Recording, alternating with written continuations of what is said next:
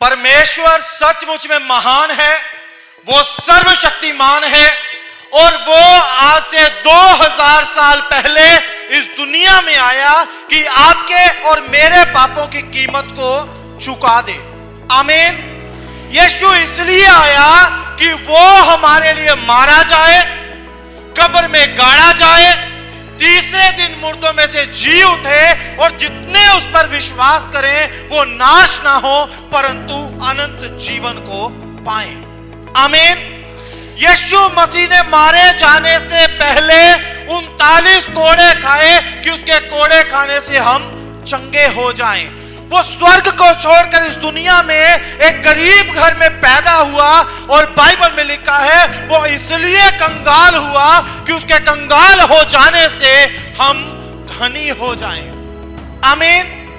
लेकिन क्या यीशु केवल इसीलिए आया है कि वो हमें चंगा करे, हमें धन की आशीष दे, हमारे दुखों को दूर करे, या वो हमें एक नया जीवन देने के लिए आया, हमें स्वर्ग में लेकर जाने के लिए आया, हमें अनंत जीवन की आशीष देने के लिए आया, हमें नरक से बचाने के लिए आया? हालेलुया। बहुत सारे लोग हैं लगातार कई सालों से यीशु के पीछे चलते हैं, अपने जीवन को यीशु मसीह को सौंप चुके हैं, लेकिन फिर भी चर्च में केवल चंगे होने के लिए आते हैं, केवल छुटकारा पाने के लिए आते हैं, केवल आशीषें पाने के लिए आते हैं, केवल धन की बरकत चाहिए, नौकरी चाहिए, बिजनेस चल जाए, बस इतना ही चाहिए। और जब इतना मिल जाता है चर्च आना बंद, यीशु के पीछे चलना बंद, घर में बाइबल पढ़ना बंद, महीने में एक बार मन करता है चर्च में आ जाते हैं, मन नहीं करता चर्च में नहीं आते। हालेलुया। प्रभु यीशु मसीह ने आपके गुनाहों को क्रूस के ऊपर उठाया है। कितने लोग इस बात को जानते हैं? हालेलुया।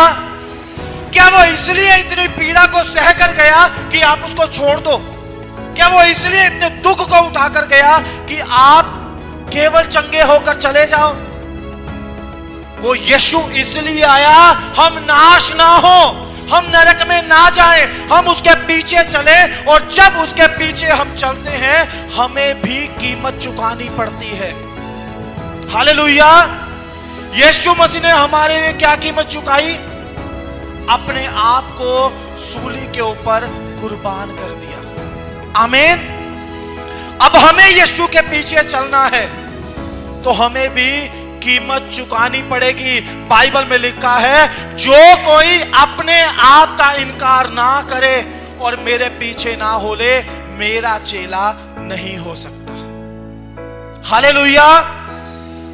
केवल चंगे होने के लिए, छुटकारे पाने के लिए, चमत्कारों को देखने के लिए चर्च में नहीं आना, कीमत चुकाने के लिए, यीशु मसीह को और ज्यादा गहरे तरीके से जानने के लिए और प्रभु की पहचान में बढ़ने के लिए आपको चर्च में आना है और प्रभु यीशु मसीह के पीछे चलना है। आमीन। अगर आप बहुत आसान जीवन जीना चाहते हैं, बहुत आराम से जीवन जीना चाहते हैं, तो शायद आप प्रभु यीशु के पीछे नहीं चल पाएंगे, क्योंकि यीशु मसीह के पीछे चलने के लिए कीमत चुकानी पड़ती है। हालेलुया। एक वचन बाइबल से आज हम पढ़ेंगे, मत्ती रचित सुसमाचार 7 अध्याय उसका 13 और 14 वचन। मत्ती रचित सुसमाचार 7 अध्याय 13 और 14 वचन हम पढ़ेंगे।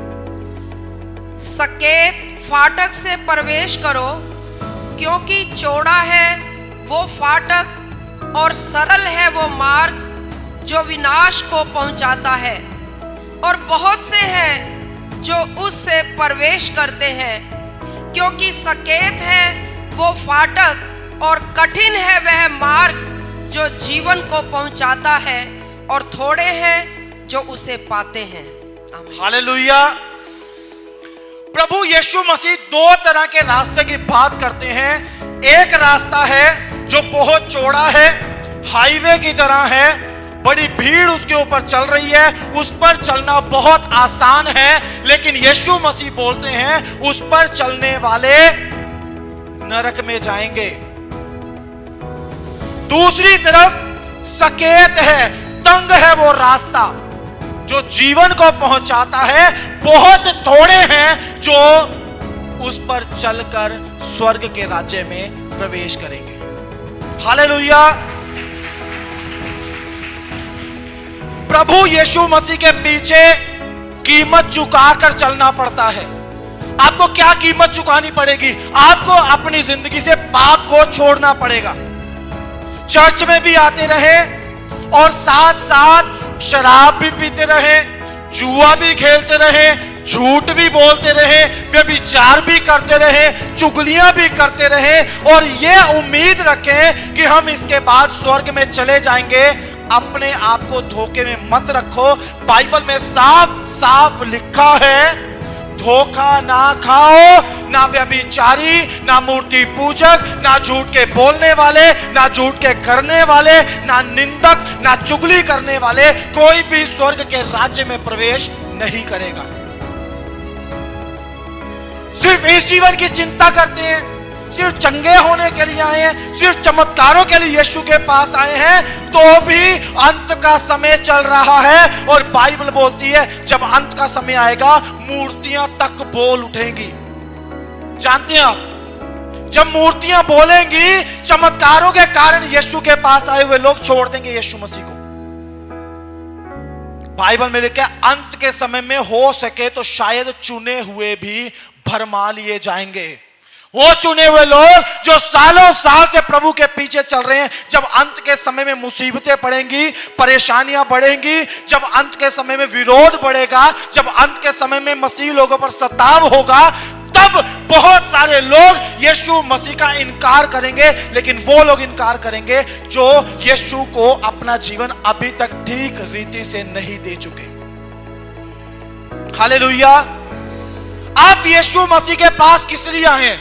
क्या चंगे होने के लिए क्या केवल चमत्कारों को देखने के लिए चर्च में आए हैं? तो अंत के समय में भरमा लिए जाओगे, भटक जाओगे। लेकिन आज मैं आपको बोलना चाहता हूं, जब यीशु मसीह के पास आए हो तो इस बात को जानो, इस बात को समझो, यीशु मसीह इसलिए आया था कि आपको अनंत जीवन दे और आपको स्वर्ग में जाने का रास्ता दिखाए। हालेलुया। कीमत चुकानी पड़ेगी क्योंकि वो रास्ता बड़ा तंग है। इंग्लिश में लिखे नैरो इज द वे, तंग है वो रास्ता, थोड़े उसमें प्रवेश करेंगे। चर्च में आने वाली सारे लोगों की भीड़ स्वर्ग के राज्य में प्रवेश करने वाली नहीं है। मैं आपको बहुत साफ बोलना चाहता हूं, बहुत साफ सुथरी बात बोल रहा हूं। जितने लोग प्रभु यीशु के पीछे चलते हैं, मुंह से हे प्रभु बोलते हैं, यीशु मसीह बोलता है जितने मुझसे हे प्रभु बोलते हैं वो सारे के सारे स्वर्ग के राज्य में प्रवेश नहीं करेंगे।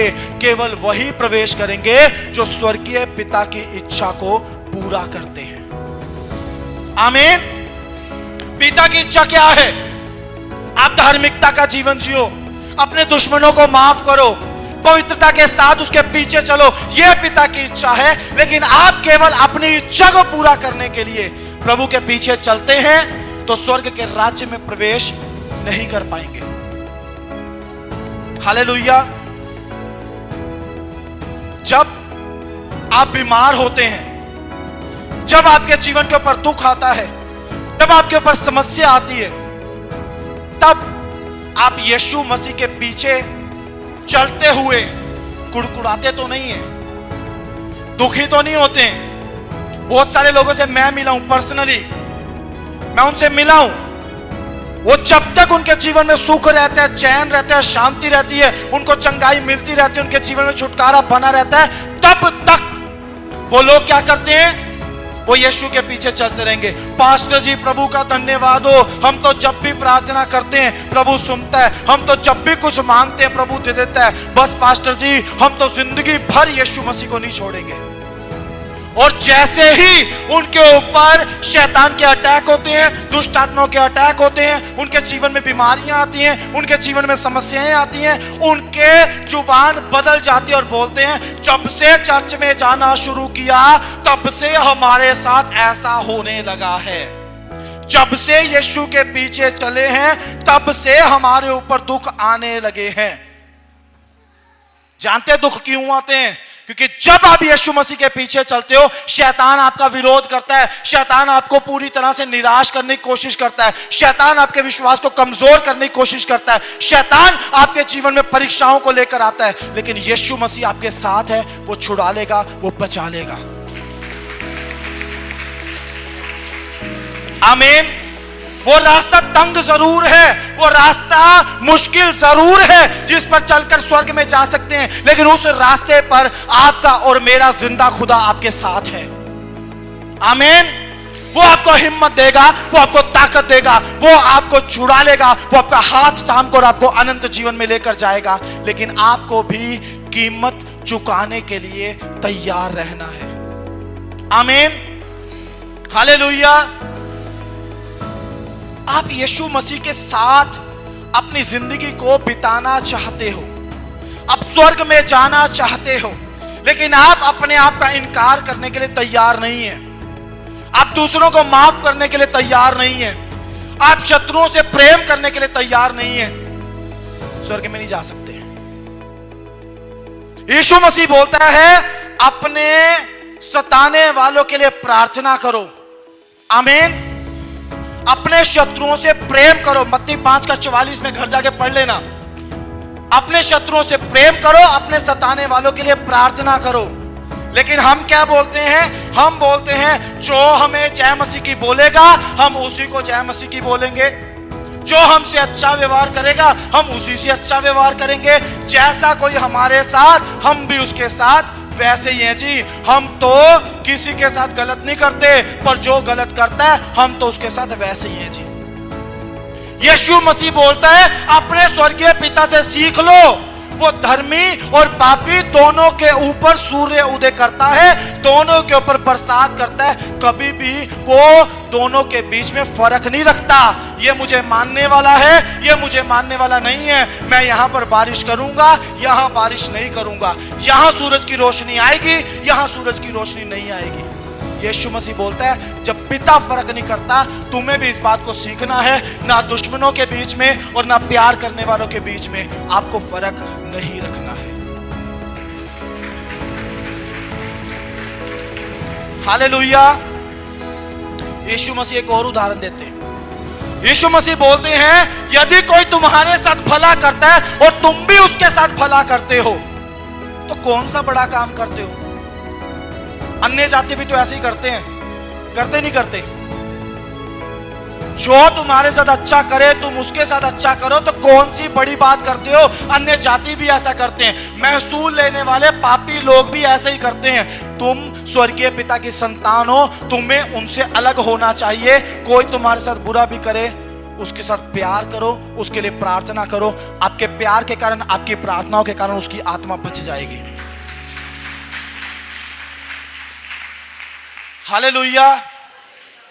अगर आप सिर्फ और सिर्फ चमत्कारों को लेने के लिए प्रभु यीशु के पास आए हैं, सिर्फ और सिर्फ छुटकारे पाने के लिए यीशु के पास आए हैं, सिर्फ और सिर्फ चंगाई पाने के लिए यीशु के पास आए हैं, अंत बड़ा बुरा है, आने वाला समय बड़ा भयानक है। भटक जाएंगे क्योंकि अभी यीशु के पीछे चलने वाला रास्ता बहुत आसान नजर आ रहा है, क्योंकि आप पाप भी कर रहे हैं और साथ साथ चंगाइयां और छुटकारे भी अपनी जिंदगी में ले रहे हैं। यीशु के पीछे चलना है तो तंग रास्ते को चुन लो। आमीन। हालेलुया। भजन संहिता 1 अध्याय जब पढ़ोगे ना तो उस 1 अध्याय को ध्यान से पढ़ना। 2 तरह के लोगों की बात वहां पर परमेश्वर का वचन करता है। एक जो धर्मी है, जो दुष्टों की युक्ति पर नहीं चलता, ठट्ठा करने वालों के साथ नहीं बैठता, जो पापियों के मार्ग में खड़ा नहीं होता, उसके बारे में बाइबल बोलती है वो ऐसा है जैसा नदी के किनारे पेड़ लगाया गया है, उसको किसी की मदद की जरूरत नहीं है, समय आने पर अपने आप फलवंत होता जाता है। आमीन। वही दूसरा मनुष्य है जो दुष्ट है और उसके बारे में बाइबल बोलती है वो किसकी तरह? भूसी की तरह उड़ाया जाता है, उसका पता नहीं चलता कब आया कब चला गया। बहुत सारे सेवक लोग भी हैं, मैं साफ बोलूंगा, बहुत सारे सेवक लोग भी हैं आज की तारीख में, खुदा का डर नहीं है, खुदा के वचन को मानने वाले नहीं है, खुदा के पीछे चलने वाले नहीं है, भविष्यवाणी करते हैं, दुष्ट आत्माएं निकालते हैं, लोगों को चंगा करते हैं और ये सोचते हैं हम स्वर्ग में जाएंगे। यीशु मसीह उनके बारे में बोलता है, यदि तुम सारे जगत को जीत लो और अपने प्राणों की हानि उठाओ तो उससे तुम्हें क्या लाभ होगा। यीशु मसीह बोलता है, वो मुझसे आके कहेंगे, प्रभु तेरे नाम से भविष्यवाणियां नहीं की क्या? तेरे नाम से हमने बीमारों को चंगा नहीं किया क्या? तेरे नाम से हमने इतनी सारी दुष्ट आत्माएं भी तो निकाली थी। यीशु मसीह बोलेगा, उस दिन, न्याय के दिन मैं उनको बोल दूंगा, मैंने तुम्हें कभी नहीं जाना। जिनके द्वारा चमत्कार हो रहे हैं, जिनके द्वारा चंगाई और छुटकारे हो रहे हैं, अगर वो गलत काम करेंगे तो यीशु मसीह उनके बारे में बोलता है, मैं तुम्हें नहीं जानता। तो सोचो, जो भविष्यवाणियां लेने के लिए आए हैं, जो चंगे होने के लिए आए हैं, जो छुटकारे पाने के लिए आ रहे हैं, अगर वो सही नहीं चलेंगे तो यीशु मसीह उनको कैसे पहचानेगा? न्याय के दिन यीशु मसीह उनमें से किसी को पहचानने वाला नहीं, जो अपनी मर्जी करते हैं, जो अपवित्रता के साथ चलते हैं, जो पाप और बुराई में जीवन बिताते हैं और ये सोचते हैं हम स्वर्ग में चले जाएंगे। धोखे में मत रहो, धोखे में मत रहो। आज खुदा की तरफ से मैं आपको वार्न कर रहा हूं, मैं आपको चेतावनी दे रहा हूं, धोखे में मत रहो। आप प्रभु यीशु मसीह के पीछे आए हो तो कीमत चुकाना शुरू करो, पश्चाताप का जीवन जियो, गुनाहों से मन फिराओ और पवित्रता के साथ प्रभु के पीछे चलो, क्योंकि बहुत थोड़े हैं जो उसके राज्य में प्रवेश करेंगे। दुआ करो कि उन थोड़ों में आपका भी नाम हो जाए। आमीन, हालेलुया।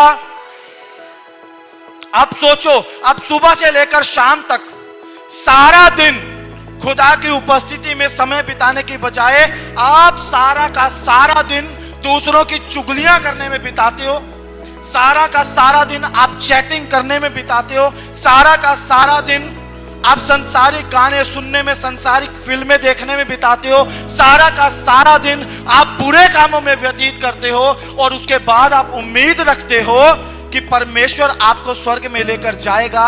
आप धोखे में हो, धोखे में मत रहो। जब यीशु ने आपके लिए कीमत को चुकाया है, आपको भी यीशु के पीछे चलने के लिए कीमत को चुकाना है। मन फिराव करो, पश्चाताप करो, गुनाहों को प्रभु के सामने मानो, बुरे कामों को छोड़ो। बहुत सारे लोगों को धार्मिकता का भी घमंड है। पास्टर जी मैं इतनी दुआ करती हूं, मैं इतनी दुआ करता हूं, इसी बात का घमंड है। मेरे जीवन में व्यभिचार का पाप नहीं है, फलाने तो व्यभिचार में गिरा हुआ है। मैं नशा नहीं करता, वो तो नशे करता है। मैं इतने घंटे प्रार्थना करती हूँ, इतने घंटे प्रार्थना करता हूँ, वो तो कुछ भी नहीं करता। बाइबल में लिखा है, दोष मत लगाओ कि तुम पर भी दोष ना लगाया जाए। आमीन। धार्मिकता का घमंड भी जीवन में नहीं होना चाहिए। एक भाई आया हमारे पास ट्रेनिंग करने के लिए, बीटीएच की ट्रेनिंग करने के लिए आया था वो भाई। वो हर एक से पूरे बैच में 20-25 स्टूडेंट थे उस बैच में। मैंने भी उस बैच को पढ़ाया, पास्टर सतबीर ने पढ़ाया, बिशप साहब ने पढ़ाया। वो बैच में हर एक से यही पूछता था, आप कितनी देर प्रार्थना करते हो जी? सामने वाले ने बोला 1, 1.5, 2 घंटे। मैं 8 घंटे दुआ करता हूं। आप कितनी देर करते हो जी? मैं 8 घंटे दुआ करता हूं। जितने दिन वो बाइबल स्टडी चली, उतने दिन उसका एक ही सवाल, उसका एक ही जवाब, मैं 8 घंटे दुआ करता हूं। आज उस ट्रेनिंग को कंप्लीट हुए 5 साल हो चुके हैं। 5 साल बाद भी उसके पास कोई सेवकाई नहीं है, कारण उसके जीवन में आत्मिकता का घमंड है और उस घमंड के कारण वो कभी नहीं बढ़ सकता। बाइबल में लिखा है, परमेश्वर दीनों पर अनुग्रह करता है। अपने आप को छोटा बनाओगे, नम्र हो जाओगे, दीन हो जाओगे, परमेश्वर आपको बड़ा करेगा। बाइबल में लिखा है, जो कोई तुम में बड़ा होना चाहे सबका दास बने। आमीन, हालेलुया। आप चाहते हो प्रभु आपको बढ़ाए, छोटे हो जाओ, दीन हो जाओ। ना तो धार्मिकता का घमंड हो, ना आपकी पढ़ाई का, ना आपके रुपए पैसे का। आमीन। खुदा को घृणा है घमंडियों से। बाइबल में लिखा है गिरने से पहले घमंड होता है। अगर किसी बात का घमंड आपके जीवन में है तो समझ लो अगला स्टेप आपका गिरना है, आप बच नहीं सकते। हालेलुया। यीशु मसीह के पीछे चल रहे हो, घमंड से पश्चाताप करो। यीशु मसीह के पीछे चल रहे हो, व्यभिचार से पश्चाताप करो। हालेलुया। व्यभिचार के पाप को लोग बड़े हल्के में लेते हैं। ये जो शरीर है ना, प्रभु यीशु मसीह ने आपको दिया है। बाइबल इसके बारे में बोलती है, यह शरीर पवित्र आत्मा का मंदिर है। किसका मंदिर है? पवित्र आत्मा का मंदिर है। जब आप व्यभिचार करते हैं, आप इस शरीर को गंदा करते हैं, और बाइबल में लिखा है जो इस शरीर को नाश करेगा, परमेश्वर बोलता है मैं उसको नाश करूंगा। अगर व्यभिचार का पाप जीवन में है, प्रभु के पीछे भी चल रहे हैं, व्यभिचार भी करी जा रहे हैं और सोचेंगे पवित्र आत्मा आपके अंदर है, धोखे में है। पवित्र आत्मा आपके अंदर हो ही नहीं सकता, आपके साथ पवित्र आत्मा हो ही नहीं सकता जब तक आप मन ना फिराएं, जब तक आप पश्चाताप ना करें। आप जीवन में कभी प्रभु को अपने साथ लेकर नहीं चल सकते। हालेलुया।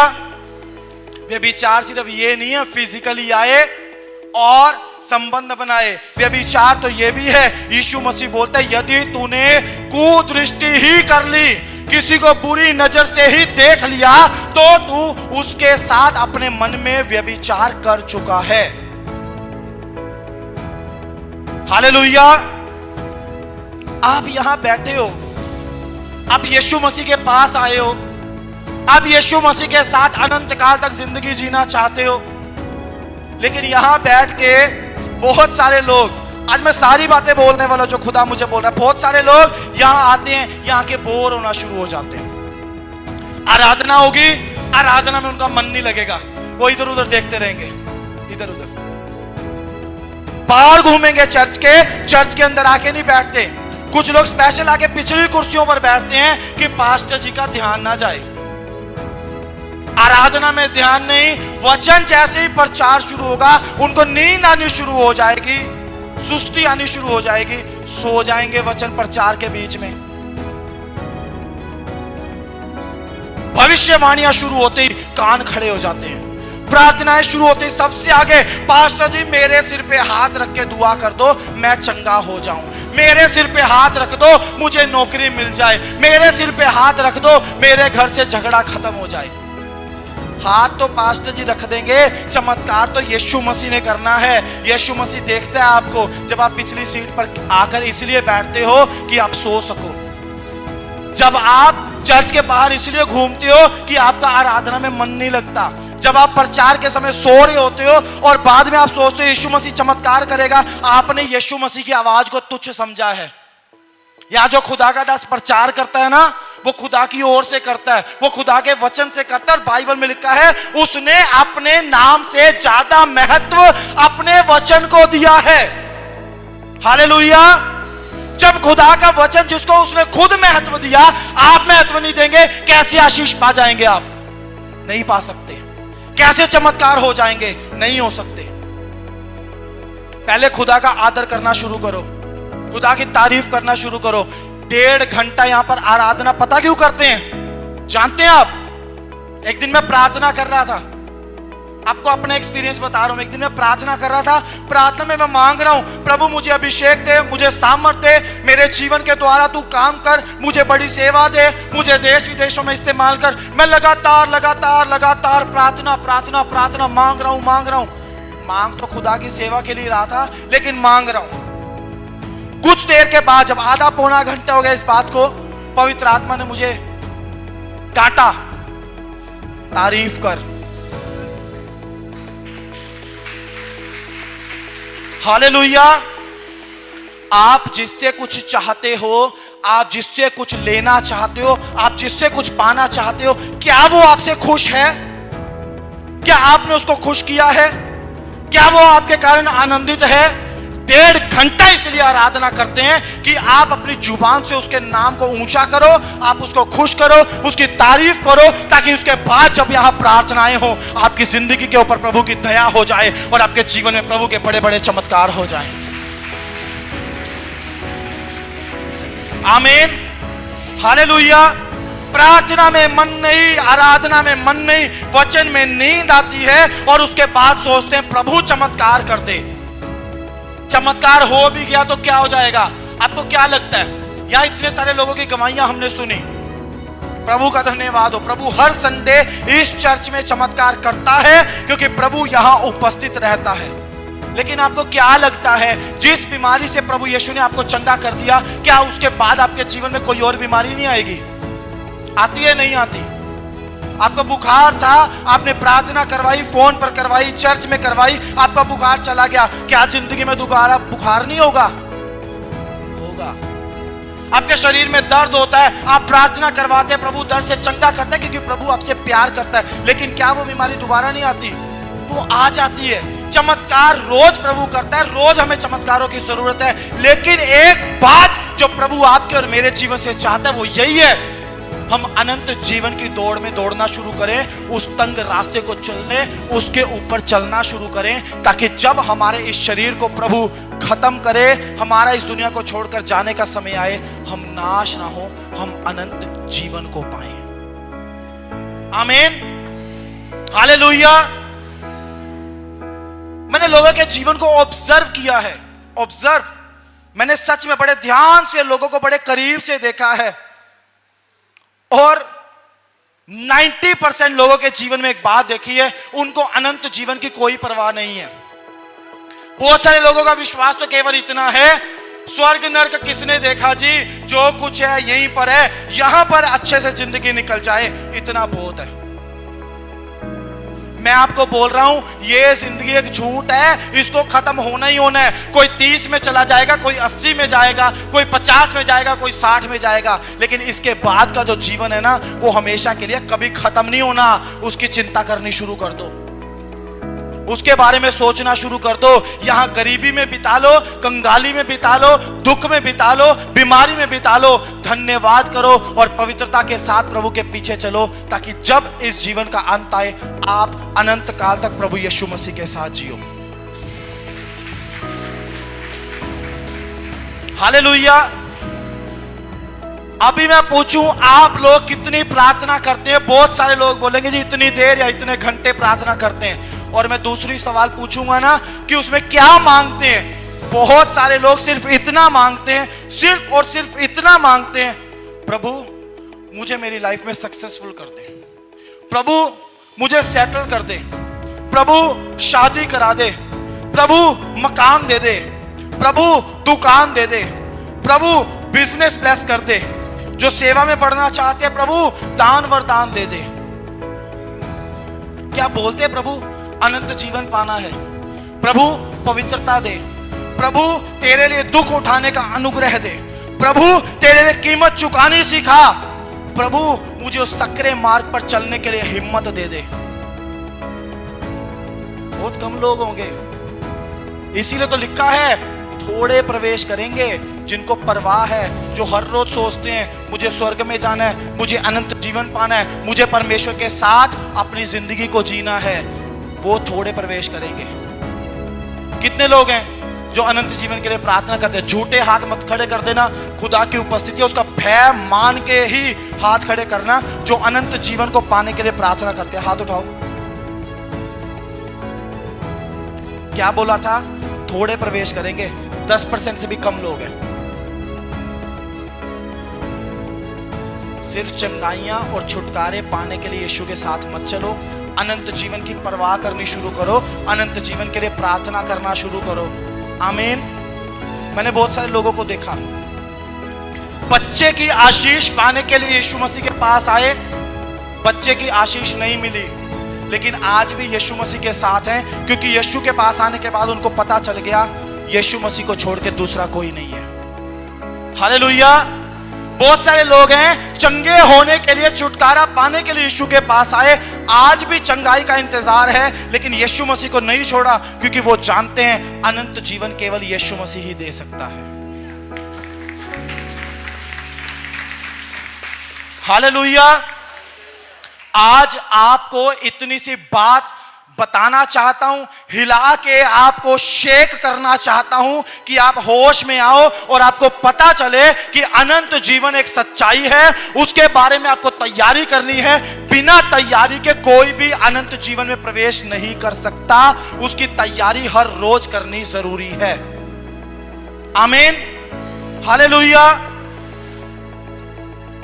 वचन के टाइम पे या आराधना के टाइम पे आप लोग अगर बोर हो जाते हैं, मैं आपको एक साफ बात बोल रहा हूं, सुनना ध्यान से। आपको पता है अनंत जीवन में क्या होगा, स्वर्ग में क्या होगा? जब हम स्वर्ग में जाएंगे अनंत जीवन में जिसका कभी अंत नहीं होगा, जब हम वहां पर होंगे, वहां सिर्फ और सिर्फ एक ही काम होगा, परमेश्वर की प्रेजेंस होगी, उसकी उपस्थिति होगी, हम सब लोग उसकी उपस्थिति में रहेंगे और उसकी स्तुति करते रहेंगे, उसकी महिमा करते रहेंगे जैसे स्वर्गदूत करते हैं। सिर्फ इतना ही काम होगा हमारा। हालेलुया। वहां 2400 घंटे, 7 दिन, पूरा साल, सारी जिंदगी, अनंत काल तक हमें इतना ही काम करना है, खुदा की स्तुति स्तुति स्तुति करनी है। आप अगर इस दुनिया में रहते हुए 1.5 घंटा संडे वाले दिन उसकी स्तुति नहीं कर सकते, तो 2400 घंटे उसकी स्तुति कैसे कर पाओगे? आप कितना तैयार हैं? सवाल पूछ के देखो अपने आप से। आप खुदा की प्रेजेंस में आके अगर बोर हो जाते हो, वहां तो खुदा की प्रेजेंस के अलावा कुछ है ही नहीं, तो आप अनंत जीवन के लिए कितना तैयार हो? मैंने कुछ लोगों को, मैं अब ऑब्जर्व करता हूं, मैंने कुछ लोगों को देखा, आराधना चल रही है, वो फोन में लगे हुए, बैठ के आराम से व्हाट्सएप, फेसबुक, इंस्टाग्राम स्क्रॉल करते रहते हैं। उनको कुछ नहीं मिल रहा, कुछ नहीं मिल रहा, कोई बात करने के लिए नहीं है, लेकिन एक आदत पड़ी हुई है, नीचे से ऊपर स्क्रॉल करते रहेंगे और बैठकर लोगों की पोस्ट देखते रहेंगे और ये सोचेंगे हम तो यीशु मसीह के पीछे चलते हैं, हम तो जरूर स्वर्ग में जाएंगे। धोखे में है, धोखा मत खाओ। यीशु के पीछे इसलिए आए हो कि आपको परमेश्वर अनंत जीवन दे। यीशु मसीह के पास आप इसलिए आए हो कि आपको प्रभु स्वर्ग में लेकर जाए, और यहां इस जिंदगी को जीते हुए लापरवाही के साथ जब आप जीवन को जीते हो, उस यीशु को दुख होता है। वो यीशु आपके लिए क्रूस पर मारा गया। आप सोचो, आपके लिए जिसने अपनी जान भी दे दी हो, सही बोल रहा हूं गलत बोल रहा हूं? सही बोल रहा हूं ना? दी है ना जान उसने आपके लिए। आपके लिए जिस परमेश्वर ने अपनी जान दे दी, आप उस परमेश्वर की प्रेजेंस में आकर बोर हो जाते हो, आपको उसके साथ समय बिताना अच्छा नहीं लगता, उसको कितना दुख होता होगा। जब आप पाप करने के लिए घर से निकलते हो, जब आप शाम को शराब पीने के लिए घर से निकलते हो, या दोस्तों के साथ आवारागर्दी करने के लिए, बुरे काम करने के लिए, झगड़े करने के लिए घर से निकलते हो, उस परमेश्वर को कितना दुख होता होगा। बाइबल में लिखा है, जब हम पाप करते हैं, हम उसे बार बार क्रूस के ऊपर चढ़ा देते हैं। क्रूस के ऊपर कैसा दर्द था आप समझ भी नहीं सकते। हाथ में इतनी सी चोट लगती है ना, इतनी सी चोट लगती है, थोड़ा सा खून निकलता है, जान निकल जाती है। और उसने जिंदा था वो जब उसके हाथों में कीलें काट दी, जिंदा था वो जो उसके पैरों में कीलें काट दी और उसको क्रूस के ऊपर लटकाया। 6 घंटे तक तड़प तड़प कर उसने अपने शरीर का एक एक कतरा खून का बहा दिया, और लास्ट में खून नहीं बचा। जब उसके पेट में भाला मारा था ना, पानी निकला था उसके पेट के अंदर से, एक एक कतरा उसने खून का बहा दिया। इतना दर्द उसने इसलिए उठाया कि आपको स्वर्ग में लेकर जाए। और आज आपके पास फेसबुक, इंस्टाग्राम, व्हाट्सएप के छोड़ के उसकी उपस्थिति में बिताने के लिए टाइम ही नहीं है, प्रार्थना करने के लिए टाइम ही नहीं है, आराधना करने के लिए हाथ ही नहीं उठते, तालियां नहीं बजती। थोड़ी देर खड़े होंगे, थक जाएंगे। आप 1.5 घंटा नहीं खड़े हो सकते, वो 6 घंटे आपके लिए लटका रहा क्रूस के ऊपर। कैसे चलोगे आप उसके पीछे? क्या कीमत चुका रहे हैं आप? किस धोखे में आप अपने जीवन को जी रहे हैं? अपने जीवन को इस तरह से लापरवाही के साथ मत जियो। शैतान फाड़ खाने वाले सिंह की तरह हमेशा इंतजार करता है कब किसको फाड़ खाए। बाइबल बोलती है यीशु के पीछे भी आगे लापरवाही भी कर रहे हैं, शैतान को मौका दे रहे हैं आपको फाड़ के खाने का। बाद में दोष यीशु मसीह के ऊपर लगाओगे। यीशु मसीह के पास आए थे। अपने जीवन के बारे में परवाह करो, उसके पीछे सही तरीके से चलना शुरू करो। जितना समय संसार के कामों में बिताते हो उससे ज्यादा समय उसकी उपस्थिति में बिताना शुरू करो। पश्चाताप करो। ये जो आंसू आप यहाँ पे बहा रहे हैं ना, मैं कुछ लोग देख रहा हूं जो आंसू बहा रहे हैं, प्रभु का धन्यवाद, प्रभु का आत्मा काम कर रहा है। लेकिन जो आंसू आप यहाँ पर बहा रहे हैं ना, ये यहीं पे ना रह जाएं। ये आंसू और ये दर्द आपकी जिंदगी में तब तक बना रहे जब तक आप स्वर्ग में ना चले जाएं। आमीन, हालेलुया। मैं फिर से रिपीट करके खत्म करूंगा। अगर आप केवल चमत्कारों के लिए यीशु के पास आए हो, केवल चंगाई और छुटकारों के लिए यीशु के पास आए हो, अंत का समय बड़ा भयानक है, भरमा लिए जाओगे। क्योंकि अंत में तो बाइबल में साफ लिखा है शैतान को इतनी ताकत मिल जाएगी कि वो मुंह से आग बरसा देगा, मूर्तियां बोल उठेंगी, बड़े बड़े चमत्कार करेगा शैतान। अगर आप ऐसे चलोगे भरमा लिए जाओगे, आपको लगेगा वहां पे भी परमेश्वर है, वहां पे भी परमेश्वर है, वहां सच्चा ईश्वर है, वहां अनंत जीवन मिलेगा। आप चमत्कारों के कारण यीशु के पीछे मत चलो, आप यीशु के पीछे सही तरीके से चलो। चमत्कार अपने आप आपकी जिंदगी में प्रभु यीशु हर रोज करेगा।